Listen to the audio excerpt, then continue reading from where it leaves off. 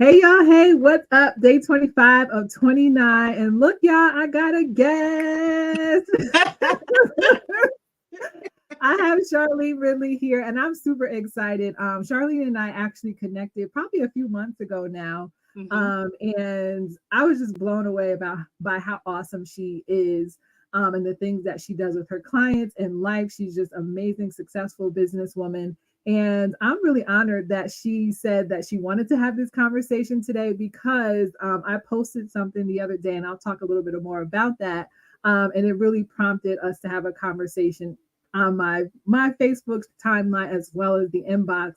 And some of the things that Charlene shared with her experience with her finances and being a high earner, high achieving woman, I was like, ooh. And then she was like, this would be a great conversation to have live. And I was like, yes, perfect. Join me. Let's So, do Charlene, yes, please introduce yourself. Let them know who you are and all the good things. Well, first of all, I have to thank you for having me. I know that you and I have been chatting about this and thinking that we'd be able to get together to do something together soon. So I'm happy that we are able to do this. So I'm Charlene Lee, and I am, let's see, I'm a serial entrepreneur, but primarily what I do is I'm a dream development coach, and I help women go from someday good dreams to living those dreams right now. Then I also own a content creation studio and podcast studio for women called Unpause Your Dreams Creative Studio in Charlotte, North Carolina. And then I have an Airbnb in B&B, and I do a couple of different things. I'm a speaker, so I do a lot of different things. I am full-time in this. I've been full-time doing this for the past year. I actually left corporate America about a year ago, and I'm just super excited to be able to talk through this. When I saw your post the other day, and we were talking about money and particularly making more money, right? Because we think that Mhm. that's the solution. I was like, oh my gosh, it brought back so many memories. And I was like, we need to talk about this because people are not saying it, right? People are Mhm. telling you, okay, you need to make more money, you need to make more money, you need to make more money. But what do you do when you get there? Yes. So Yes. And I'm happy I'm we're having this conversation. Me too. Me too. And that was a great segue of what do you do when you get there? I actually did some market research the end of last year with some amazing women. And that was like one of the main things that came up is them talking about, I'm making this great money, but when it hits my account, I don't really know what to do with it. I feel like, maybe I should be doing more with it than what I am. I'm confused. I'm a little overwhelmed. I'm a little nervous about spending and just all the things. And this is definitely a conversation that we need to have because it's amazing to know that, wow, I'm making six figures, 250K, 500K, seven figures, right? All these big numbers that we get excited about. But with that comes more responsibility, right? And it Mhm. doesn't necessarily have to be a negative responsibility, but it's more of how can I manage this money and keep more of this money and really see the reward of having the extra income. So I don't know how much of your experience you would like to share, but you mentioned how you were at a high income when you before you left corporate America. So tell me like some of the things that you noticed as you started earning more, like some of maybe your behaviors as well as the decisions that you made as you got more income, and what did you do to combat that? Okay. That's a really good question. So I already said to you personally, I don't usually disclose things, but I do feel like this is such a valuable conversation. And I feel like people are not sharing information, right? And sometimes I don't think it's the gatekeeper thing that we think so many people have. I think it's that money becomes uncomfortable to talk about. So Mhm. my hope was when we sat down to have this conversation that we would just be able to keep it as real as we felt comfortable with. Okay. And so let's go all the way back, right? Okay. When I thought, okay, because originally six figures became the goal because I was a single mom. And Mm. I was like, okay, I don't want my children to have the stigma of feeling like they have a struggling single mom, right? Mm. And so six figures is that magic number, right? Mhm. It's the number that everybody says that you need to have. And coming from the area I grew up in Albany, New York, and my parents were considered middle class, Mhm. but no one made six figures. Right. Right. And so it was like, okay, I thought six figures was going to be like this huge amount of money and almost like, well, we don't have to worry about it anymore. So, Mm-hmm. so I remember when I finally hit six figures, I was like, okay, great. I had been really good at managing my five figures. So I Mm-hmm. didn't think like, okay, I'm not good with money. I'm going to have any challenges with this. I was like, I'm going to be good.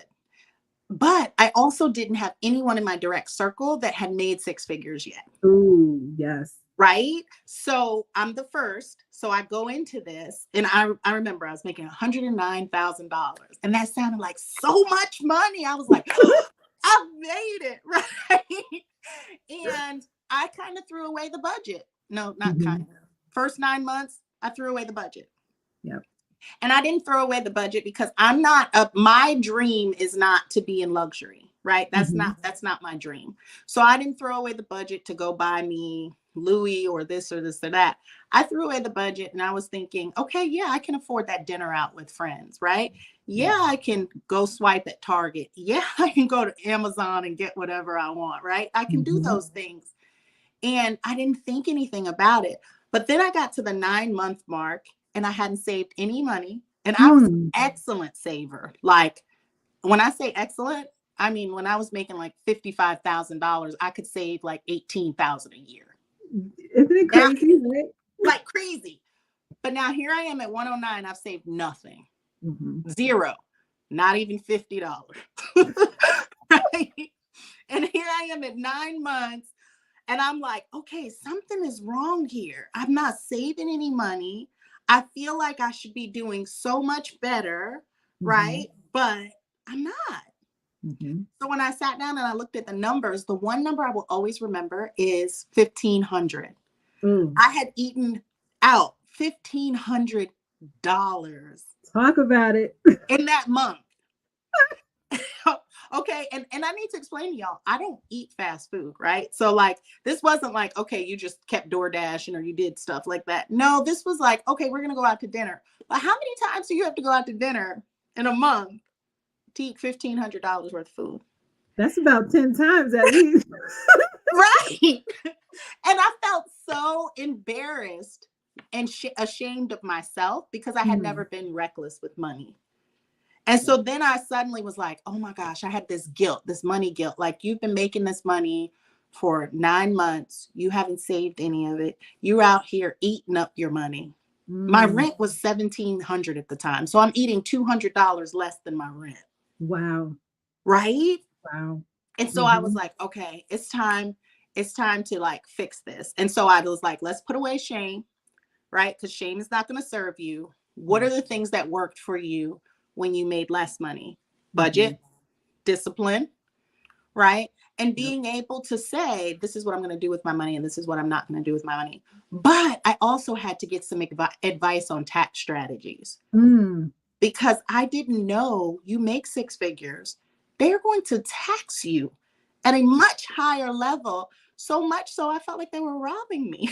Yes. I Right. got the You ain't even. paycheck and was like, wait a minute, where's my money? So there were some things that I had to do. So those things really helped me. So by the time I then was able to double that income and go to the next level of life, right? I was Mm-hmm. able to have things in place that helped me be more responsible with my money, but manage it at an even higher level. Ooh, I love that. Listen, you dropped so many gems in there. And I want to touch on one of like the first things you said was that shame, right? And so many people hold on to that for so many years and they can't get past it. And it's like, girl or guy, but I'm talking primarily to women, but it's like, girl, that happened 3 years ago. Like, it's time to move on so that you can correct it, right? And get into a better space because yes, we've all done things that we just were not proud of with our finances, but that doesn't dictate or define how your financial future can look if you allow yourself to move through it, learn the lesson, right? And just say, okay, what can I do next to get to the other side of this? And I loved how you said that budget, the discipline, and then going to the experts that can tell you how can you manage this larger income, tax strategies. and then implementing it and not just saying, okay, yeah, and then not doing anything for another 9 months.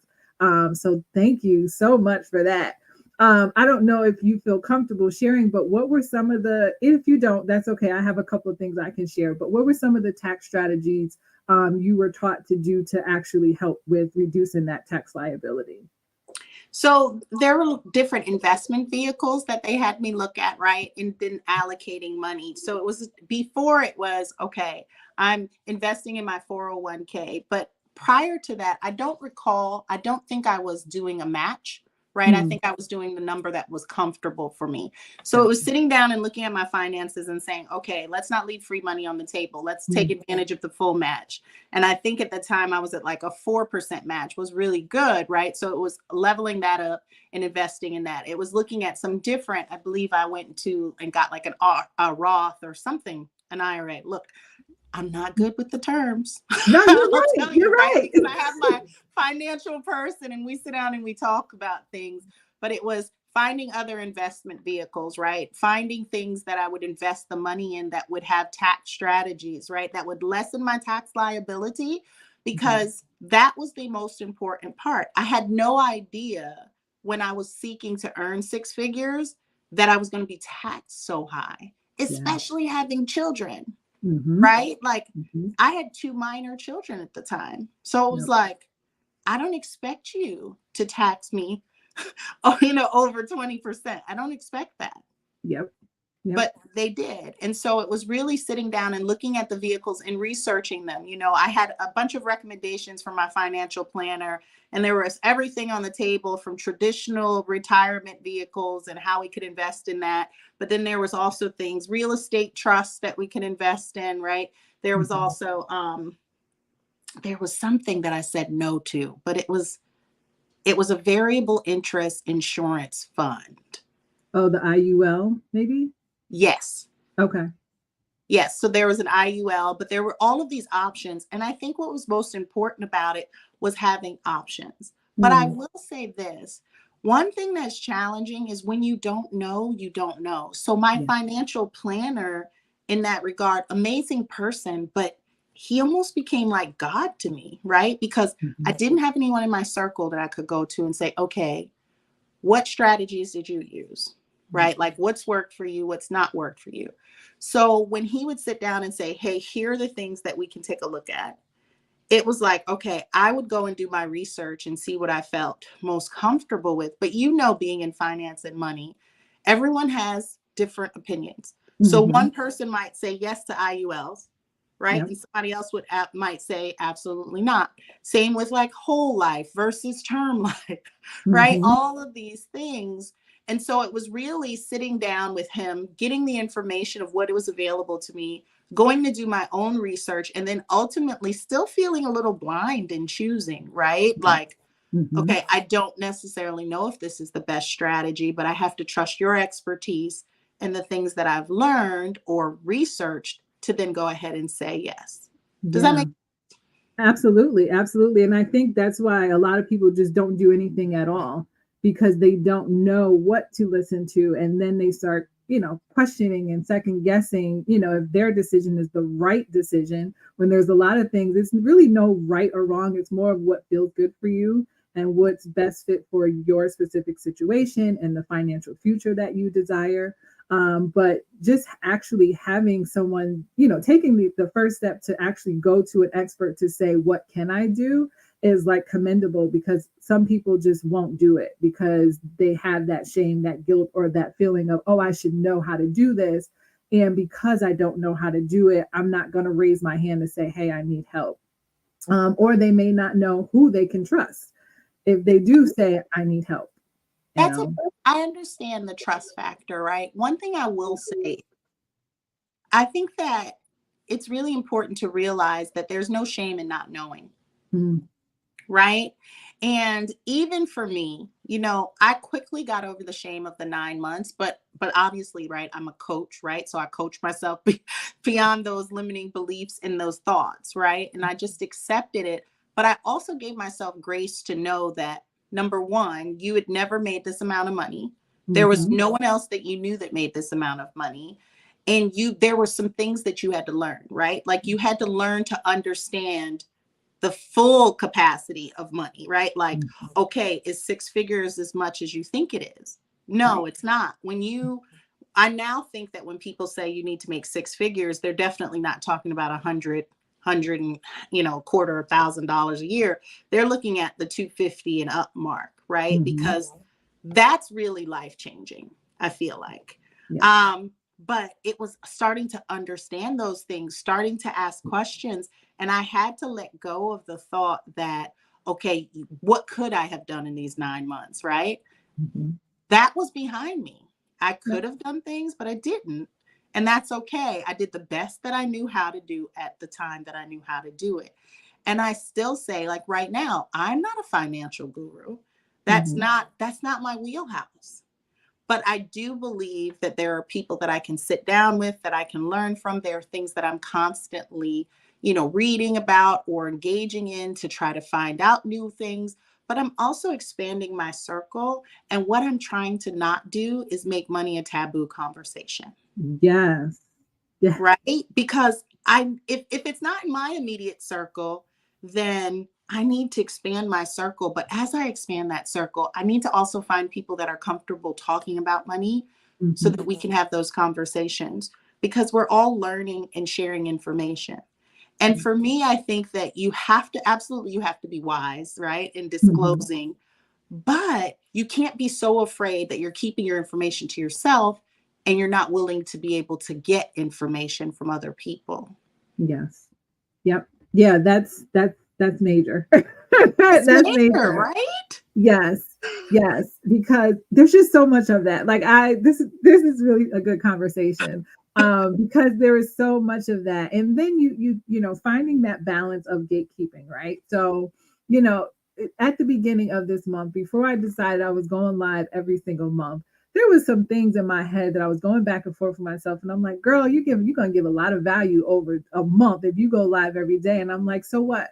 I have plenty more to give too. And it's a different experience when you're in my space. We're working together one to one, or we're working together in a group setting, and I'm helping you implement the things that I'm teaching you and coaching you on. So I'm like, I don't care. It's because what I have to give, someone's going to find value with it, and it always comes back. And whatever, it's going to come back 10 times over. So just understanding that we can give, and I understand there's this whole thing of no, make people pay for the how and all this other stuff. I get it. And then we also have to say, well, what is it that I feel can actually help someone to take that next step? Maybe they don't necessarily need to pay me to get to that next step, and they can be successful on their own if they just have this one piece of information. And that right there is going to say, you know what, that girl Nishaya or Charlene, they told me this one thing, and I think there's someone that you should work with. It helped me. I didn't pay her, but she gave free information and it helped me. But I know you need help. Go back to them so that they can you can work with them one to one. So that gatekeeping is really good. It's a tough conversation, and it's hard to find the balance sometimes, because sometimes people will take advantage. But it's up to us to decide what is our boundary and what are we okay with sharing. But you're so right on point with the whole taboo, and then being in spaces where there's other people that we can talk to about these things and not feel like one, like we're alone, because there's so many other people that are experiencing what we're experiencing. And I told you in the inbox that I am now a six-figure earner, and I'm like super excited about it, because it is like a mark that Yes. no one like, I'm like, oh, I'm the first one, like. Uh-huh. And it feels good. And I'm also thankful for the mistakes that I made long time ago, so that now that I'm here, I know what to do with that six figures, and so that I'm in a better position. And I loved how you talked about as far as tax planning, investing. And I want to talk on this just for a quick moment, because uh, I'm just going to talk about our community and my experience from when I was making $40,000. And I remember my job, like they enforced us contributing to our 403B plan, which is our retirement plan. And they started at 3%, but you had the option to not contribute to the retirement plan. And I remember that $40,000 was a lot back when, I don't know when it was, but like 2000 and when was my son born? So like 2007, 2008. And but I remember that I didn't have enough money to contribute to my retirement. I couldn't even contribute 3% because I needed every single dollar of that money to pay my bills and make it to the next paycheck. And then even as I started earning more, there was still a void that I was like, I'm not investing because I need all of this money. And it wasn't until like I got to a place where I didn't have any debt, and now it was just basically my monthly bills, and I was like, oh, okay, I can start contributing without feeling like it's a huge hit on my take home pay. And then I did like almost like an experiment not too long ago. I think it was last year in the beginning of the year, and I had increased my contribution by an additional 3%. And I was like, I just want to see what this is going to look like. And it literally changed how much I brought home by $11, but yet I invested an additional $130. So I'm like, aha. Mhm. Mhm. This is the cheat code. So it's like, oh, you invest more, reduce tax liability, and you still bring home about the same amount of money in your paycheck. Mhm. Look See, at but you that. know what? It's so interesting because you said you mentioned our communities, right? Mhm. I think that my perspective, growing up, I wasn't really taught a lot about planning for the future Yeah. as it related to my finances, right? I was taught about rainy day funds, right? Like whatever that meant, like have some money put aside in case something happened, right? But I wasn't really taught about long-term investment and thinking. And then when you think about it, so many of us we don't have wills, we're not passing down things like that, assets or even money to our children. So when you put us in a situation where we're making money, and even if there is some wiggle room, or there could potentially be wiggle room to contribute to an investment, if we don't know about it and we haven't been educated on it, we'll forego it because we'll Mhm. automatically say, I can't afford it. I need Yes. my money now, right? Mhm.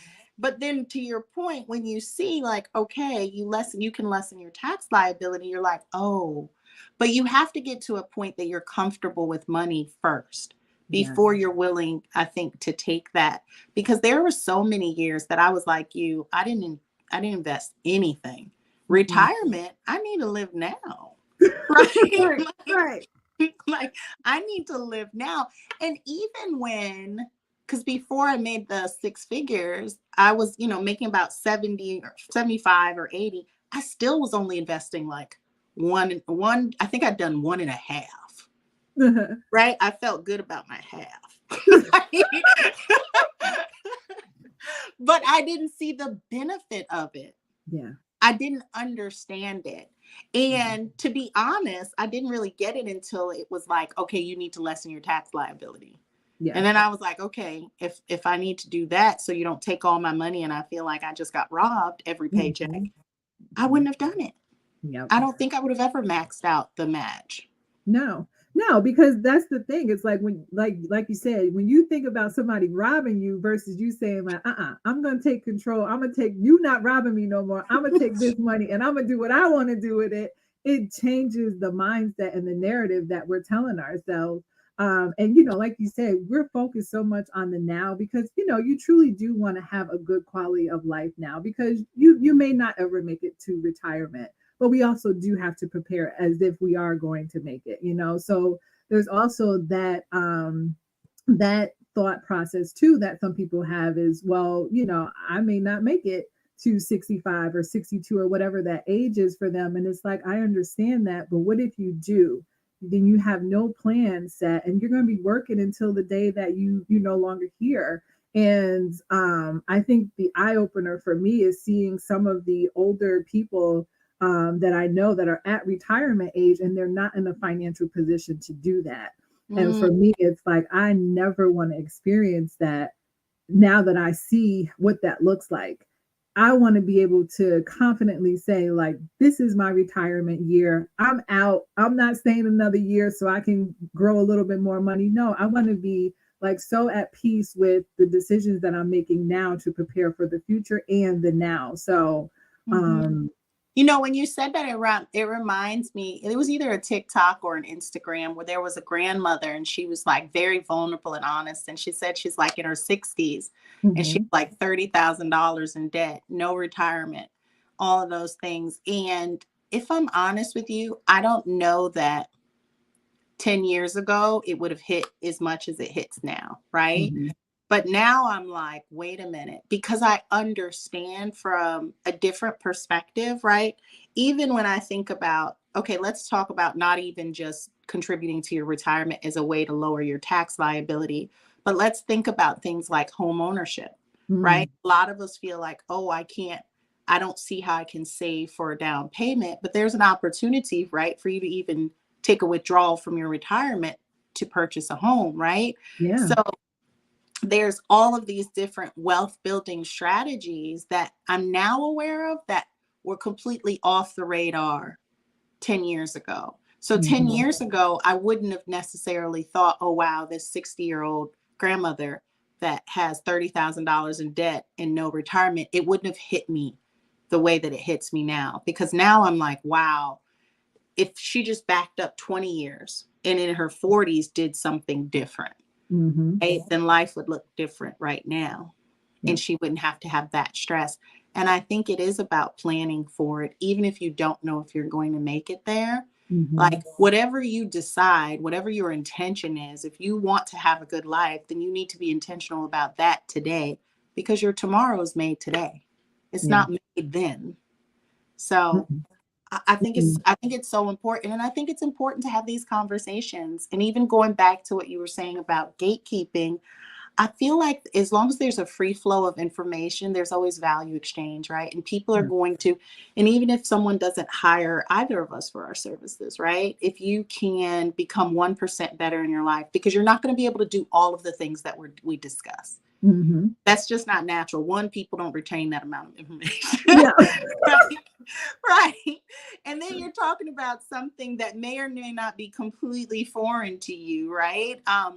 So yes, there might be one piece that you can go and take and win with, but that might be the one win that you need to feel good about moving forward and investing in yourself to get coaching or whatever to do additional things. That's important. Yeah, absolutely. And it's when you were talking about making that change now. So you're talking about the grandmother, had she started maybe when she was 40 and prepared for when she was 60, I also think about being in position to be able to do that because sometimes people are at an income level that they've been at for forever and they don't see either another way to increase their income or they feel like, oh, I've been at this job for 20 years and this is where I'm going to retire. And not knowing that, we also need to make some intentional decisions about how we can make additional income so that we are in position to be able to live now and also prepare for our future because there's only so much you can do with $60,000 or $75,000 or $80,000 and it's like yeah, that's a great income, but you could also do more if you allow yourself to make more. So I think that's another conversation to have too because cost of living has increased significantly and what let's say $80,000 could do 2 years ago is not even scratching the surface in 2024 and who knows what it's going to look like next year. Right. um Right. so You're so right. And I saw someone just said that the government is talking about raising the age of retirement to 70. I think going back to like something that we said a little bit earlier, right? Like part of the reason that I think planning and looking at your finances is so important is it helped me from being able to shift from feeling like the government was robbing me to feeling like I had a choice and I was empowered to make decisions that aligned for me and what I want mm, in life. And I think that it's really important to be very clear about what it is that you want to do, but to know that no matter who you are, you have a choice. Yeah. And I like to remind people of that, because a lot of people that I work with come to me because they're tired of their careers, right? And they're Mhm. tired of the career that they're in, and they want to do something else, right? Uncover their passion, figure out what that business is, or something that they know that they've had on hold. But the thing with careers is oftentimes we don't think that we even have the opportunity to negotiate our salary, Mm. right? Yeah. And I will say that was another life-changing moment for me, right? I hired a money coach. And here's the thing, I was unemployed at the time. And I'm gonna tell you, it was like life-changing, because here's what I knew. I knew that I had gone to college, got a bachelor's degree, gone to college, got a master's degree. I was making $45,000 with an MBA. Mm. And I thought the MBA would automatically open up the door to six figures. It did not. No. And then I was really disappointed in my worthless piece of paper, because that's how I felt. Right? I was like, are you kidding me? I got this piece of paper that's not worth anything. And so I was between positions, and a woman that I knew was a money coach. And we talked about it, and she said, have you invested in yourself to figure out what your thoughts are about money, all of those sort of things? And I had not. But I was like, okay, I've tried everything else. I need to figure this out. And so we were able to unpack very early on some money conversations that I had that were limiting beliefs Mhm. that unlocked other things for me. So, for Mm. example, I had never negotiated my salary. Yeah. It didn't even, somebody said, say that worthless piece of paper. Yes, that's exactly how I felt. I was like, you mean to tell me this does not give me six figures? This is a lie. I felt like I had been just taken advantage of. But opening the door to negotiation, right? Like, I had never even known that you could ask, Mhm. right? And Mhm. I remember her saying, I was still an hourly employee and I was going for this job. And she said, ask them for $5 more an hour. And I was like, she's crazy. I'm not, right? And I said, I'll ask them for two. And I asked them for two. And I kid you not, in less than a minute, they said, okay. And the Mm. light bulb went off. I was like, oh, I could have gotten five. Yep. Right. And I was Yep. like, okay. But once I learned that lesson, I never stopped negotiating. And one of my cousins teased me, because before I left corporate, he was like, you will ask for their whole like farm, animals, kids. I'm like, yes, I Yep. will. Right. Mhm. Because they can say no, but they're not going to rescind my offer. But that's how I was able to level up and keep increasing my income, doubling income, and doing things like that, and moving up very quickly, is because I wasn't afraid to ask. Because once they told me I could, I was asking, and I was asking you for everything. So I think that's important to tell people too, right? Because Mhm. yes, the 60,000 that you're making right now may not be enough, but you have the ability to negotiate, and you don't have to wait till you're getting a new job. You can go in and negotiate based on a performance review. You could do a mid-year negotiation, right? There are strategies and things that you can do to help you level up your money so that you have more to invest, to create wealth from, right? To create that plan that you want for your life later. Mhm. I love that. This negotiation was actually one of the many topics I talked about over the 25 days, right? So I'm really glad that you brought that up, because I know for me, like that was foreign to me, like back in the day. I remember my very first like real or big promotion. It really wasn't a it was a promotion, but it wasn't. But it was a promotion. And like you said, they offered me like $41,000. I didn't even think twice to say like, no, I want more. My first thing was like, oh my God, like I don't have to do overtime to get this $41,000. Like this is great. I was doing um, oh my gosh, it was so much overtime so that I could make $40,000. And here they are offering me 41. I was like, oh yeah, yep. And not knowing that there was probably a $45,000 number on her screen, and they were just waiting for me to say no, but can you give me more? But because I was so just not knowing and just so excited to have an opportunity for a promotion, that I cut myself short. But it's okay, because like you said, I learned from it.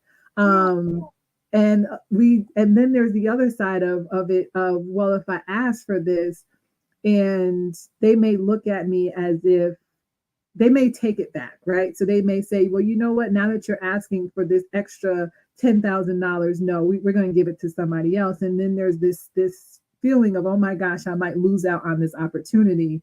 And we so need to change that mindset to say, like, listen, what I am bringing to this organization, like, I am worth all of this money that I'm asking for. And I'm going to come in here and I'm going to knock it out the park. And they're going to want to pay me another 30% increase in a year. So I appreciate you sharing that, because we need to have these conversations, and it needs to come from people that look like us, as opposed to, someone that we're thinking like, oh, well, that will never work for me. Yes, it will work, but we got to actually ask for it or you will not receive it.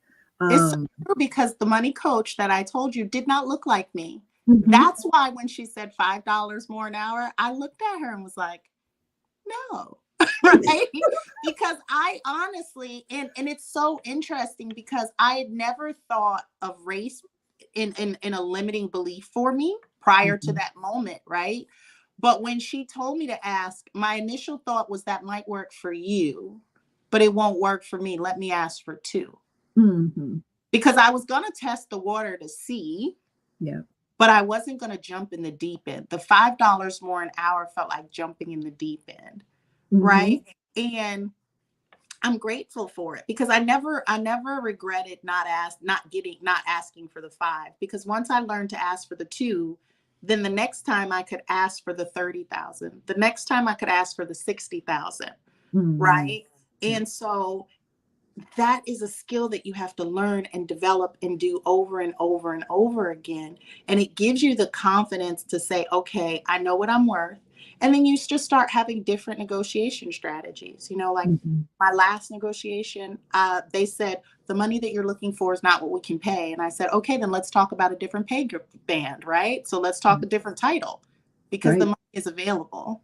But let's talk about that. And so we just worked through that process. And instead of going in at one title, I went in at another title, and I still got the money that I was asking for.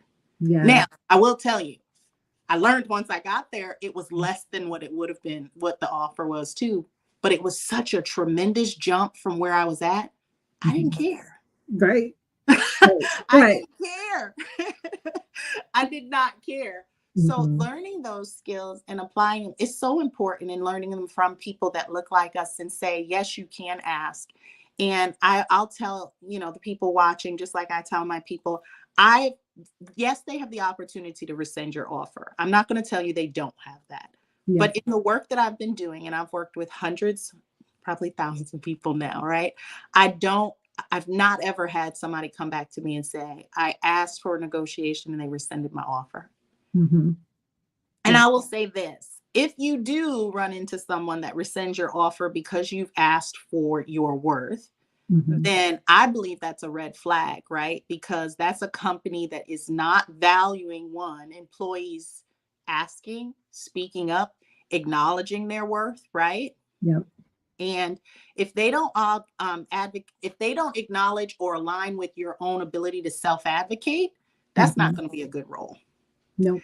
Because the conversation should be, you know what? We appreciate that that's where you're at, but here's what we can do. Not to just say no and take it off the table. Right.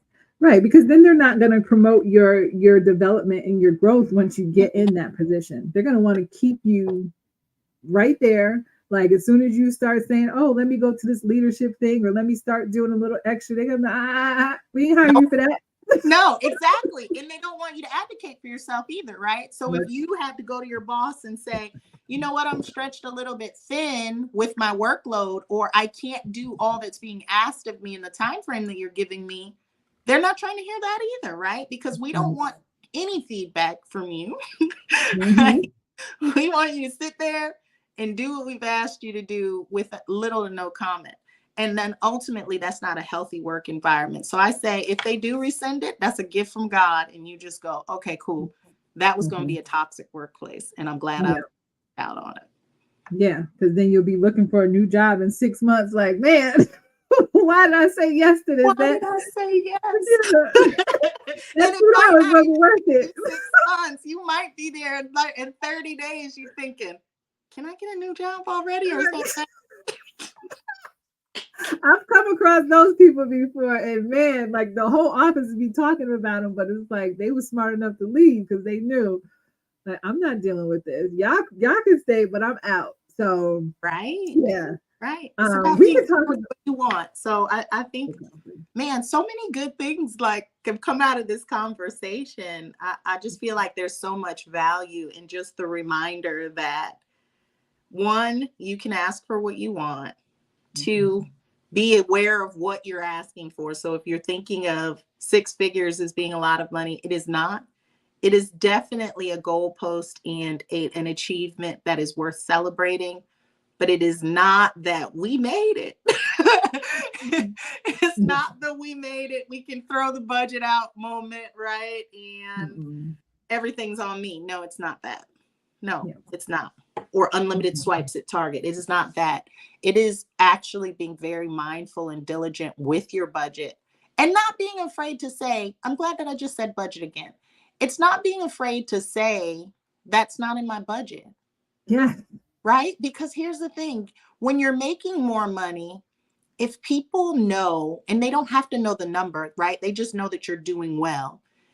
You sometimes feel like, I can't say that's not in my budget, because you feel Mhm. like that's only something that you could say if you were struggling and living paycheck to paycheck. But Yep. no, the budget is there for a reason. Yes. So if it's Yes. not in the budget, it doesn't matter how much money you make. It's not in the budget. Be Mm-mm. disciplined enough to say, no, no, Yep. can't do that. Listen, I'm not Charlene's money coach, but everything she's saying, I'm like, yes, yes, that's right. Because these are just like, and I think it also. I'm gonna cut this. I'm gonna end this soon because I know you have to get off. But this is a really good conversation. But these are the conversations that I feel like we're afraid to have because, like you said, it makes you look like you don't really have it, or I don't know. Like it's just this mental thing that this talk that we have in ourselves that we're like, well, if I have a budget, then that really means that I don't have a lot of money. And I say all of the time that the successful businesses have some type of budget. How do you think they maintain a successful business? So, why is it that we, as people who make great money, regardless of how much we're making, feel like we don't need a budget?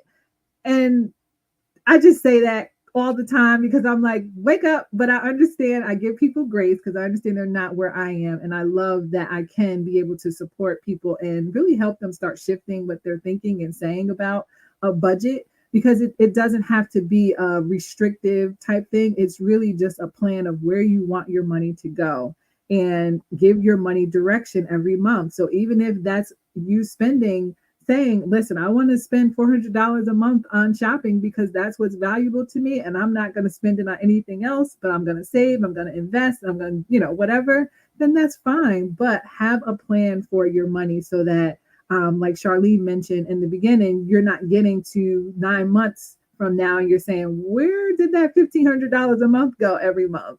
So, yes. Exactly. You know what? You put something up on your one of your posts a couple of weeks ago. So I love your coaching style and what you're doing in the space, the money space, because it is so important and it's so practical, right? So you said something, if you know you're not going to want to cook after grocery shopping, just add takeout to the cost of like groceries. Mm-hmm.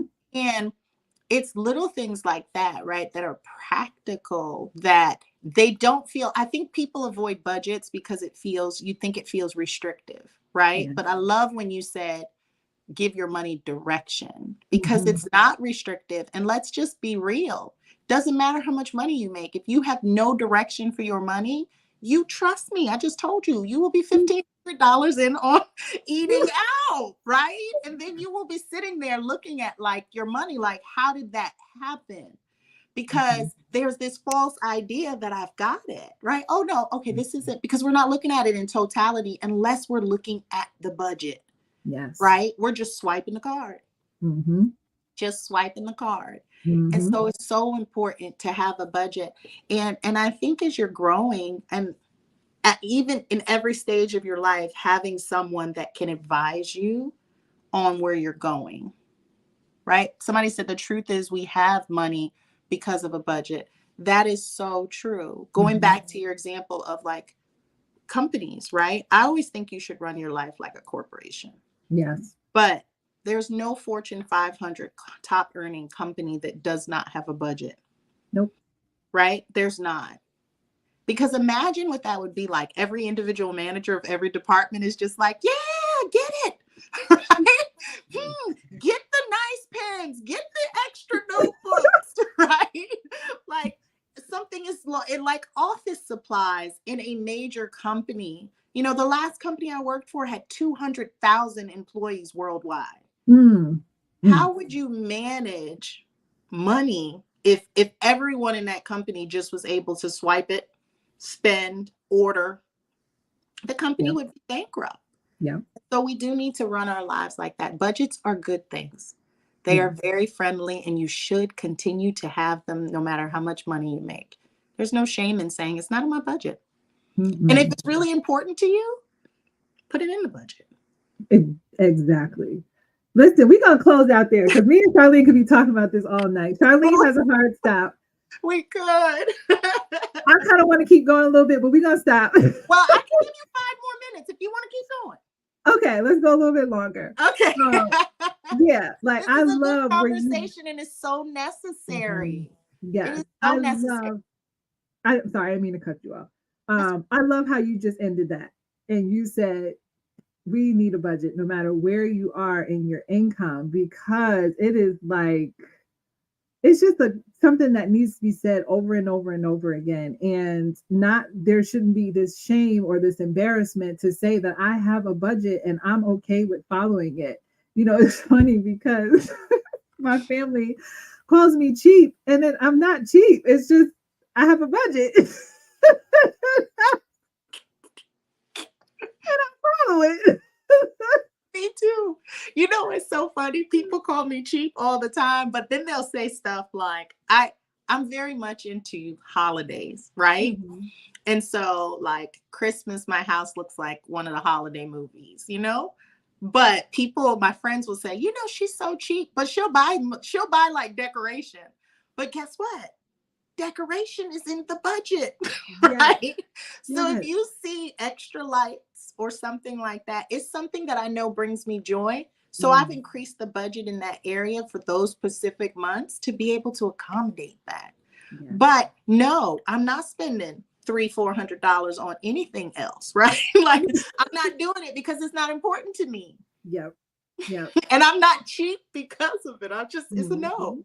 Yeah, I'm glad you pointed that out. It's not important to you, which is, truly what I love women to do is find those things that are valuable to you. Because society, if we allow society to dictate how we spend our money, we'll be buying luxury vehicles, we'll be buying Louis Vuitton heels and Hermes bags and all these things that just, well, let me say it. For me, they have no value. I understand that some people really enjoy those things and those are valuable to them. But going back what you said, those things also need to be in the budget. So if you want to spend on luxury, you need to find a line item so that they are in the budget and accounted for every single month. And we're not swiping and overspending and living beyond our means to be able to have those things in our lifestyle. But truly finding those things that are important to you that bring you joy so that as we do have a budget, it feels good because we know that we're not going without those things that feel good to us and make us happy. And we're also, taking care of the necessities and the things that also really matter as far as with our finances. So I really appreciate that you brought that up because there's this thought that, well, if you're not buying these luxury things, then you're, I don't know. I I don't know know. what you're saying, but that's the thing. So, my brand is Unpause Your Dreams, right? And Mhm. your dream may not be for the luxury bag or the luxury car. And that doesn't mean your dream is any better or any less than anybody else's, but I think it's so important to know what's important to you and just budget for it, right? And if you're still in the place of figuring that out, I even have a whatever category in my budget, right? Mhm. It's like I have X number of whatever dollars. right? Because maybe something comes up. Maybe you call me and you're like, hey, you want to go to this conference? And I'm like, well, I didn't plan for it, but it's next week and I am free, right? I'm going to take it from the whatever budget, Yes. right? Yes. Because there are things, and for me, that helped me not feel as restrictive as well. Like, Mm-hmm. okay, what about if there's a last minute thing that comes up? How do I deal with that? But I am able to invest in, buy, purchase what's important to me. And some of those things aren't important. But like, Mm-hmm. yes, I had 6-foot nutcrackers by my door for Christmas. And people were like, did you spend money on that? I was like, yes, I budgeted for it.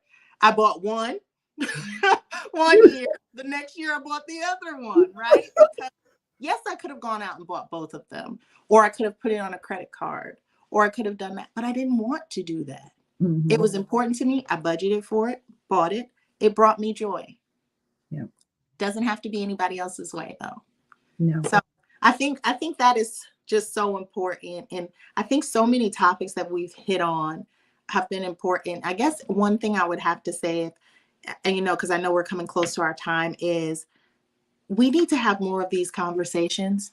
Somebody said, I like the idea of a whatever line in the budget, right? It's kind of like, your grandmother or somebody in your family said you had to have mad money. Yeah. Remember that, right?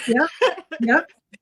So the whatever thing is just like, okay, whatever comes up, I can say yes to it if it's in the whatever budget. But going back to what I was saying, I think we need to have more of these conversations in our community.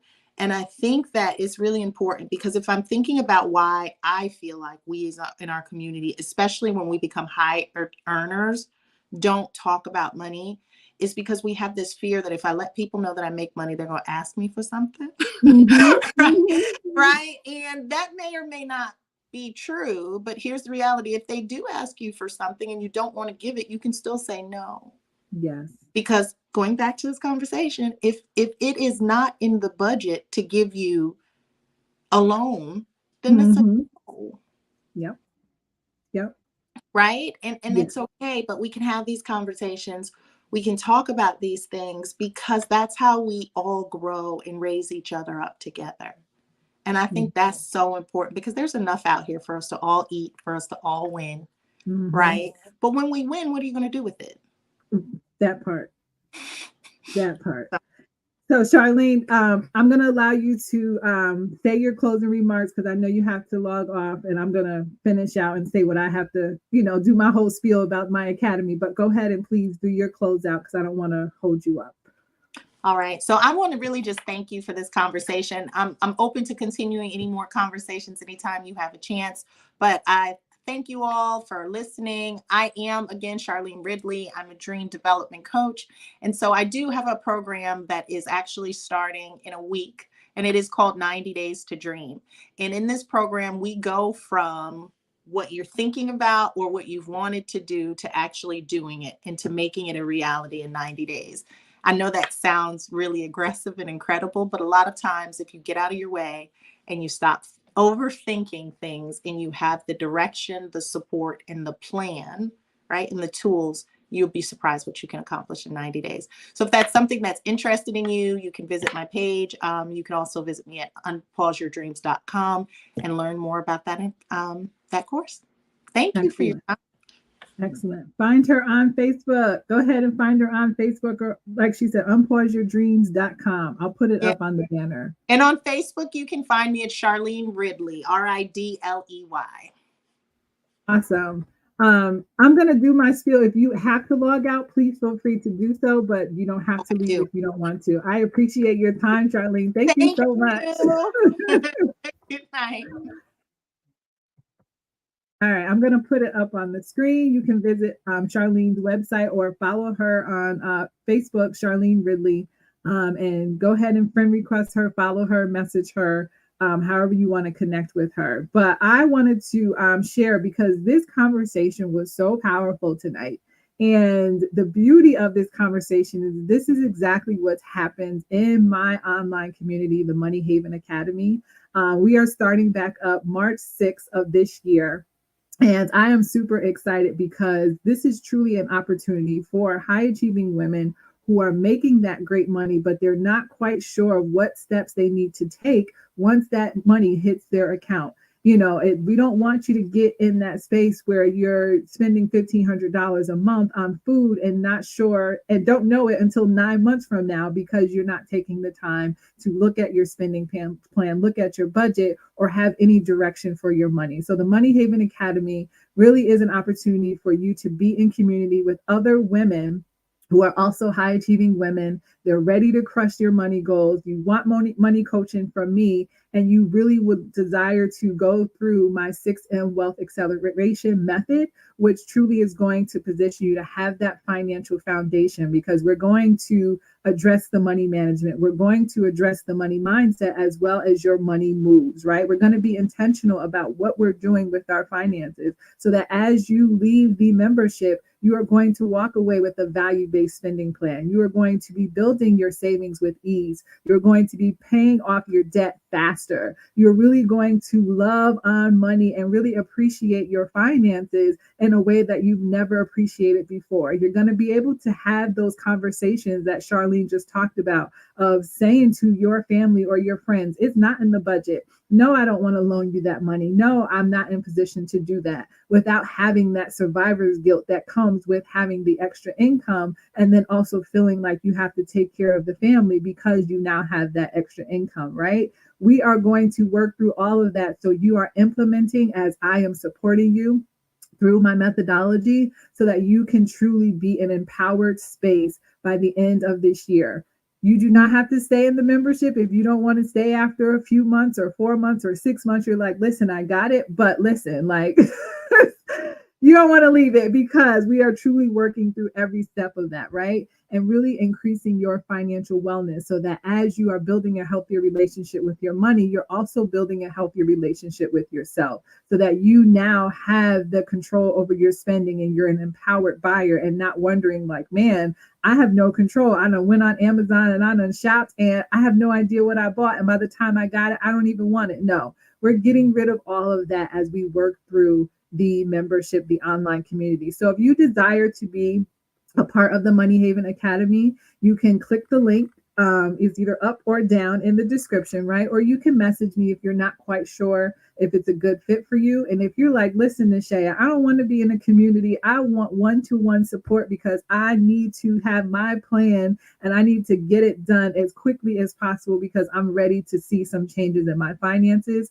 then I invite you to book a call with me at meetwithnishaya.com. You'll go through my application process. And when we meet, if you are a good fit, I'll talk about what it looks like to work together over 3 months. And that investment is $3,750. And I didn't say the investment for the membership, but that's $97 a month. So yeah, do all the things, but either way, I'm coming back tomorrow. I'll be by myself tomorrow, but today was an amazing conversation, and I'm so thankful for Charlene's time, because it's definitely a conversation that we need to continue to have publicly, that as you start reaching those six figures and those high earnings, it's not just like, oh, all of a sudden now I'm a six-figure earner and all of my money troubles go away. No, we need to have the discipline. We need to have the money management, and we need to have the mindset that's going to allow us to keep the money as well as grow the money and be able to earn more. So I'll be back tomorrow, day 26 of 29. This is the last home stretch. And I'll be here, same place, same time, 5